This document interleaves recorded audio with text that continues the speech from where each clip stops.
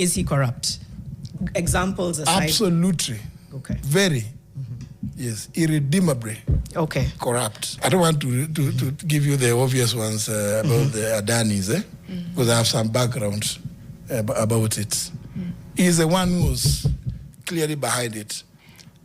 And I know this because when his advisor, Adan Mohammed, invited me to attend the COP28 in Dubai in 2023, he gave me a lot of information which ended up with the Adani deal about the airport specifically.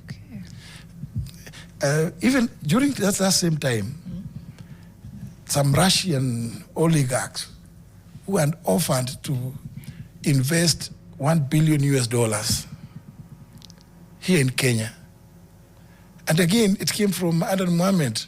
In fact, I have even staff telling me that an NGO, I go and check, and there's no, I said the NGO council, we don't have any such company. No such thing is registered. Then, on the day we were coming from India, after that COP28, we flew to India for state visit, blah, blah. I am landing on my way back because Guru, this guy of Defki, you see Ruto around him. It's one of the Guptas. When Guru told me during breakfast on the day we were leaving Delhi, that that plane of the president is not good. I've chatted another one for him. As we are going direct, get an executive jet. I've gotten him. So I land in Dubai. Ruto is calling me. Those people, those Russians want you. They are there. They are in Dubai. They are waiting. You signed in. I said, I'm just at the airport and I'm on transit. I am not leaving the airport. Right. He said, no, but they are there. Your people, your staff have already worked on the document. I said, no, I will need to go and review it in office. The deal, they were purporting to give a grant of $1 billion to grow allegedly 3 billion trees to answer 15 billion. William Ruto, whenever he comes up with a program, it's for money making. For him, it's for money making. Now, I come and tell them, they bring me an MOU.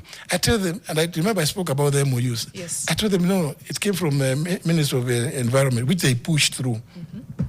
I tell them this thing, the $1 billion can only be by way of a grant, but it cannot come directly to the ministry because under the PFM Act, Section 47, it can only go through the National Treasury. They are trying to avoid that money going to the National Treasury, and is money coming from abroad. Right. I mean, you're being asked to sign in an airport. I'm being told to sign at Dubai airport, and there's William Ruto calling me directly. I'm telling you. But anyway, maybe I could. Let me say this.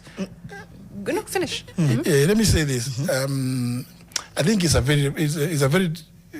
very unfortunate situation for the country that we have William Ruto sitting in the office as president of Kenya.